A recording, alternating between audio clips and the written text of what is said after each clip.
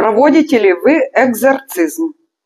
Все зависит от ситуации, потому что бывают разные сущности, разные подселения, одержимость так называемая.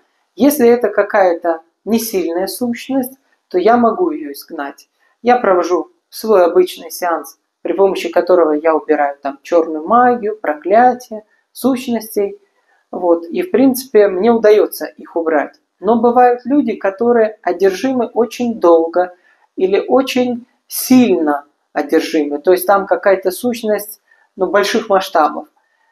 Таких людей вылечить сложнее. И на то необходимо искать специального человека, который имеет на это благословение церкви, который имеет защиту определенную, чтобы изгнать таких вот сильных лукавых бесов.